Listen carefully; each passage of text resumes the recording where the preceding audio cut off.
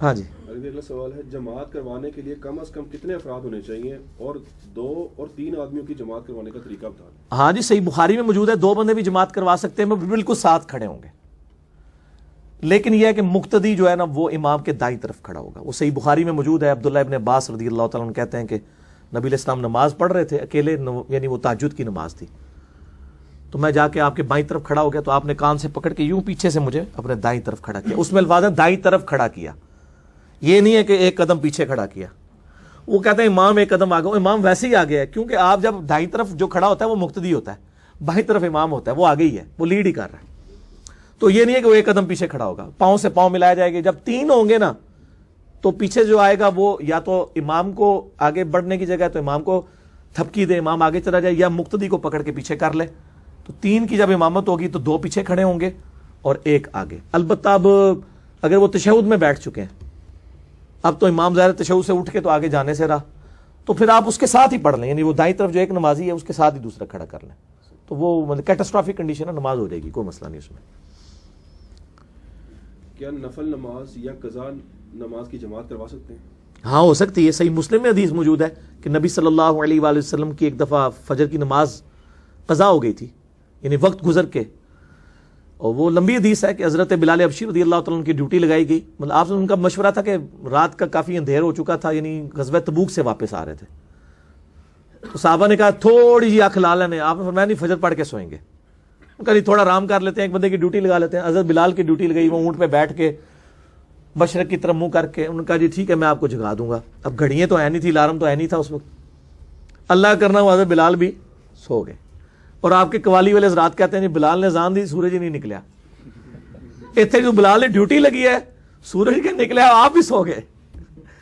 سورج نکلا تو صحیح مسلم میں آتا ہے، مشکات میں موجود ہے، نبی علیہ السلام کی آنکھ کھلی، پھر حضرت عمر اٹھے، باقی اصحاب اٹھے، صحابہ بڑے پریشان ہوئے. آپ فرمایا کوئی مسئلہ نہیں ہے، جب کچھ سو جائے یا بھول جائے، جب یاد آئے اسی وقت نماز پڑھ لے. آپ فرمایا اذان دو. سورج نکلا ہوا ہے، فجر کی اذان دی گئی اشراق کے وقت میں، اور کافی بلند تھا، مسلم کے الفاظ ہیں. آپ نے جماعت کے ساتھ نماز پڑھائی، تو فرض نماز آپ نے جو وقت گزر کے تھی وہ جماعت کے ساتھ پڑھائی. اس سے پتہ چلا کہ فرض نماز اگر وقت گزر کے بھی پڑھ جائے کسی مجبوری کی وجہ سے، جماعت کروائی جا سکتی. نفل کی بھی کروائی جا سکتی، لیکن اعلانیہ نہ ہو.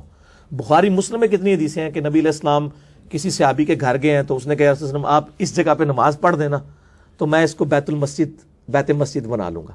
پھر آپ نے وہاں نماز پڑھائی، پیچھے گھر والوں کو کھڑا کیا، نفل کی جماعت کروائی. نفل کی جماعت کے ہم کوئی منکر نہیں ہے، تراویح نفلی جماعت ہے، ہم قائل ہیں، لیکن صلاۃ و تسبیح کے پوسٹر لگانا اور گلی محلوں میں یعنی اس کو فرض نماز کی طرح پریزنٹ کرنا، اس چیز کو ہم سمجھتے ہیں. ویسے عام طور پہ ہم لوگ اگلے دن لاہور گئے تھے، فرحان بھائی عثمان بھائی میرے ساتھ تھے، تو اشراق کے لیے ہم راستے میں رکے، وضو کیا تو میں نے جماعت سے نماز پڑھائی، اور جہرن پڑھائی، سرن پڑھائی، جہرن پڑھائی تھی، جہرن پڑھائی تھی. تو سرن بھی پڑھائی جا سکتی ہے، دن کی اوقات کی نمازیں سرن بھی ہو سکتی ہیں. جہرن جمعے کی نماز جہرن ہوئی ہے، اور عید کی نماز دن کی نمازوں میں سے جہرن ہے.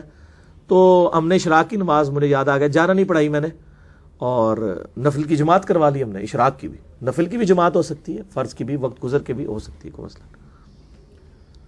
علی بھائی اکثر مساجد کے اندر امام مقرر نہیں ہوتے ہیں، اور ایک بندہ وہاں پہ نماز پڑھ رہا ہے، وہ فرض ہے، سنت ہے، نفل ہے، کچھ پتہ نہیں ہے، پیچھے سے بندہ آ کے اس کو تبکی دیتا ہے اور اس کے ساتھ کھڑا ہو جاتا ہے. تو اس صورت میں کیا یہ طریقہ سنت سے ثابت ہے یا نہیں؟ یہ کیا یہ دیکھیں سوال بہت زیادہ پوچھا جاتا ہے. یہ عرب ملکوں کے اندر بہت زیادہ مسئلہ ہے کہ وہ انہوں نے تماشا بنایا ہوا ہے اس چیز کو، اور اس کا نقصان یہ ہو رہا ہے کہ وہ فرض نماز کی جو اوریجنل جماعت ہے نا، اس کو انہوں نے اتنا ہلکا جان لیا ہے کہ انہوں نے ٹیلر میڈ کر لیا جماعت کو. پڑھے رہتے ہیں، بیٹھے رہتے ہیں، جا کے پڑھ لیں گے، کسی کو بھی تھپکی دیے گا. ایک چیز جواز کی حد تک تھا، آپ نے اس کو کیا سے کیا بنا دیا. تو میں اس کو ماڈرن دور کی بدعتوں میں سے ایک بدعت سمجھتا ہوں، جو لوگوں نے اس معاملے کی روٹین بنا لی ہے کہ وہ مین جماعت کو چھوڑ کے جان بوجھ کے لیٹ جا کے تو دوبارہ جماعت کراتے ہیں. کبھی کبھار کو رہ جائے ٹھیک ہے. جامع ترمذی میں حدیث موجود ہے، نبی علیہ السلام بیٹھے ہوئے تھے، ایک صحابی لیٹ آئے، ان کی جماعت رہ گئی. آپ فرمایا کون ہے جو ہمارے اپنے بھائی کے لیے قربانی کرے؟ حضرت ابوبکر نے کہا یا رسول اللہ میں کرتا ہوں. اس نے جماعت کرائی، حضرت ابوبکر نے اس کے پیچھے نفل نیت کیے تاکہ اسے جماعت کا ثواب مل جائے. جواز ہے. یہ جو دیوبندیوں نے ڈکوسلا اس حوالے سے کیا ہے اور لوگوں کو مارا پیٹا ہے، کئی لوگوں کو ہمارے بھائیوں کے ساتھ بھی یہ معاملہ ہوا ہے, دوسری جماعت نہیں کروانے دیتے, حالانکہ دوسری طرف بریلوی ہیں وہ بھی حنفی ہیں, وہ کہتے ہیں دوسری جماعت ہو سکتی ہے, اور تیسری طرف جو بندی ہیں رائے ونڈ والے تبلیغی جماعت والے, وہاں جماعتوں میں جماعتیں ہوتی رہتی ہیں, وہ قائل ہیں اس چیز کے. لیکن پارشلی مسئلہ درست ہے کہ ہلکا نہ جانا جائے. میں یعنی ایک I-10 میں ایک اہل حدیث مسجد کے پاس 2 سال تک رہا, ایک کرائے کے مکان میں, اس وقت اپنا گھر نہیں تھا, تو وہاں میں نے دیکھا کچھ لوگوں نے روٹین بنائی ہوئی تھی اہل حدیث کی مسجد میں, اہل حدیث ہی تھے, وہ روزانہ ہی لیٹ آتے تھے اور پھر اپنی لگا جماعت کراتے تھے. تو وہ روٹین اس طرح کی بنا لینا, یہ یعنی مین جماعت کو ہلکا جاننا, یہ تو غلط ہے.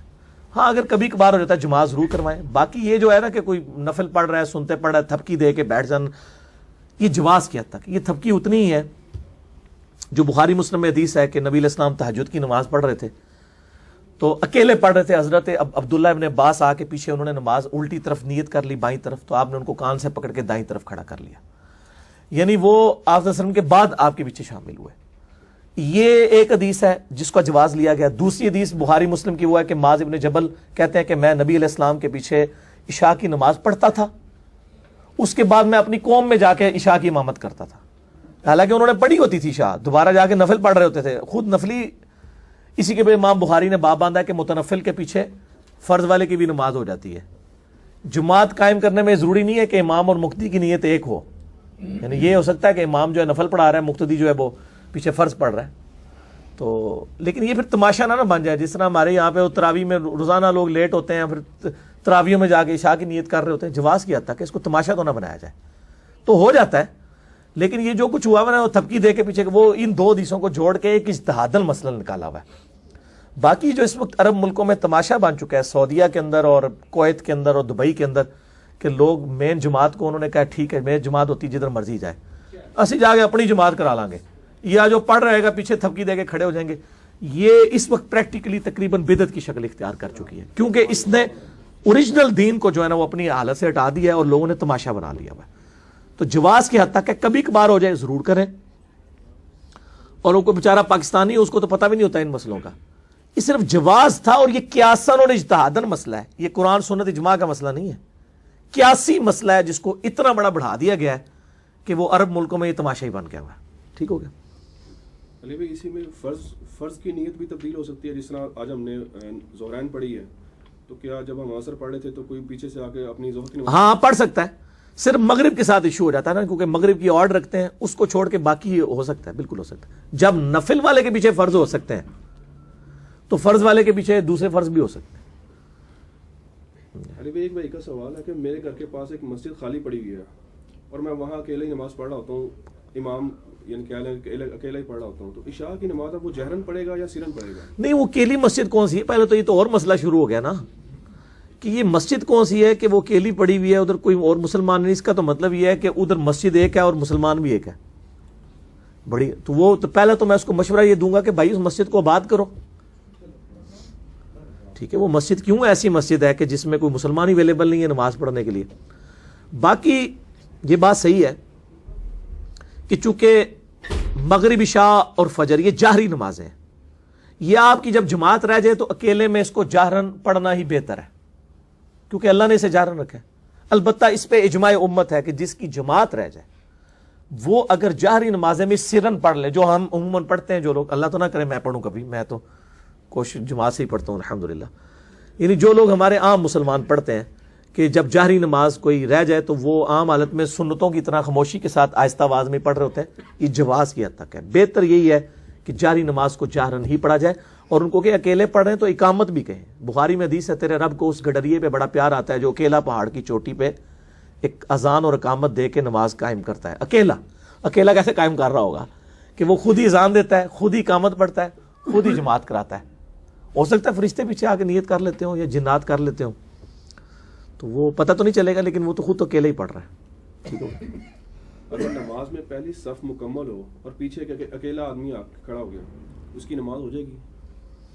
اس کے اوپر اختلاف ہے. وہ حدیثیں تو ہیں نا ابو داؤد ترمذی ابن ماجہ میں کہ اکیلے صف میں نماز نہیں ہوتی. بعض لوگ وہ کہتے ہیں کہ کیٹاسٹرافیکلی ہو جاتی ہے. میرا موقف یہ ہے کیٹاسٹرافیکلی اگر ہو جاتی ہوتی تو پھر تو اس مسئلے کی ضرورت ہی کوئی نہیں تھی, یہ ہوتے ہی کیٹاسٹرافک ہے. تو اس میں بہتر یہ کہ آگے میں سے کسی کو نہ ایسے تھپکی دے کے پیچھے کر لیا جائے جس کو مسئلہ معلوم ہو, یا انتظار کر لیں, کو وضو کر رہا ہوتا ہے تو وہ آپ اس کے ساتھ شامل ہو جائیں. اکیلے نماز یعنی وہ آگے سے اپنے ساتھ کسی کو ملا لیں. اگر بیچ میں سے نکالنے والا ایشو آ جاتا ہے, اگر کوئی نہیں نمازی آ رہا تو پھر اس سائڈ سے نکالیں پیچھے اگلی صف. سب سے بہتر یہ ہے کہ جو بالکل آپ سینٹر میں آگے کھڑے ہوئے امام کے ساتھ جو کھڑا ہوا ہے نا, اس کو تھپکی دے کے پیچھے کر لیں, پھر باقی جو ہے اپنی صف کو مکمل کر لیں. پیچھے سے لائیں گے تو اتنی دور سے لانا پڑے گا نا. اور یہ بھی حدیث ہے بخاری مسلم میں کہ میرے پیچھے جو اہل علم ہے وہ کھڑے ہوا کرو. امام کے پیچھے جو ہے نا وہ بندہ کھڑا ہو کہ امام کا اگر وضو ٹوٹ جائے تو وہ بندہ آگے ہو کے نماز بھی پڑھا سکے. یہ نہیں ہے کہ اس کو آتماؤں پڑھ دیں خود, ایسا نہ بندہ پیچھے کھلوتا ہے. ٹھیک ہے نا. تو اس طرح کا جب بندہ کھڑا ہوگا تو اس کو آپ جب تھپکی لگائیں گے اس کو یہ پتہ بھی چل جائے گا یہ بیچارہ پیچھے اکیلا ہے تو پیچھے آ بھی جائے گا, نہیں تو ہو سکتا ہے نماز توڑ کے توڑنی شروع ہو جائے. ہاں کبھی میری نماز خراب کرنے لگا. ٹھیک ہے نا. تو وہ لوگ ایجوکیٹ بھی ہوں تو پھر آپ نے یہ رسک لینا ہے. میں نہیں کہوں گا کہ آپ کسی ایسی جگہ رسک لے لیں کہ نماز کے توڑ عزت بچانی بھی مشکل ہو جائے. ٹھیک ہے. یہ والا مسئلہ علی بھائی اکثر میں نے آبزرو کیا کہ اگر صف میں جگہ خالی ہو جاتی ہے تو لوگ اس کو پورا نہیں کر رہے ہوتے. لوگوں کو پتہ نہیں ہے نا. اب اگر صف میں جگہ خالی ہو گئی ہے نا تو باقی لوگوں کو سمٹ کے اس کو پورا کر کے اس گیپ کو اینڈ تک ٹرانسفر کر دینا چاہیے. کسی کا وضو ٹوٹ جاتا ہے, جیسے ابو داؤد میں حدیث ہے اگر کسی کا وضو ٹوٹ جائے تو وہ ایسے منہ پہ ہاتھ رکھ کے ناک بند کر کے تو صف توڑ کے تو سائڈ پہ ہو کے یوں نکل جائے باہر, یعنی تاکہ یہ شائبہ ہو کے اس کو شاید نکسی رہی ہے, اس کی عزت کا بھی پردہ رہ جائے, تو باقی لوگ اس کی صف کو مکمل کریں گے. اچھا اسی میں ایک ضمن سوال آ گیا کہ جب آپ نے کہا کہ ناک پکڑ کے نکل جائے تو وہ صفوں کو پیچھے سے چیرے گا یا آگے سے؟ جہاں اس کو آسانی ہو. بہتر تو یہ ہے کہ اگر وہ جب امام نماز پڑھا رہا ہو نا صرف امام کے آگے سے گزرنا منع ہے, مقتدیوں کے آگے سے آپ گزر سکتے ہیں کیونکہ آیا نا کہ امام کا سترہ مقتدی کے لیے کافی ہے. ٹھیک ہے. تو وہ پہلی صف کو چیر کے پیچھے بھی آ سکتا ہے, یا یہ ہے کہ پہلی صف میں سے ہی ادھر چلا جائے سائڈ پہ کوئی دروازہ ہے وہاں سے ہی وہ باہر نکلے. دونوں طریقے درست ہیں. وہ کسی کے آگے سے گزرنا شمار نہیں ہوگا کیونکہ جب امامت ہو رہی ہوتی ہے نا تو بخاری میں حدیث ہے امام کا سترہ مقتدی کے لیے کافی ہے. اسی لیے ایک سترہ امام کے آگے گاڑا جاتا ہے, ورنہ تو ہر بندے کے آگے ایک سترہ ہو تو آپ گزر سکتے ہیں. کیا مسافر جو ہے وہ مقیم کی امامت کر سکتا ہے؟ کیونکہ مسافر جو ہے وہ تو سفر میں ہوتا ہے امامت اس کو. تو پہلی تو بات یہ ہے, میرا مسئلہ نمبر 29 سفر کے اوپر ابھی کلپ بھی چڑھا ہوا ہے مسافر کی نماز کے بعد. سفر کو واجب نہیں ہے. قرآن میں بھی جو الفاظ ہیں کہ کوئی حرج نہیں اگر تم مطلب قصر کر لو, قصر نماز جو ہے واجب نہیں, سنت ہے.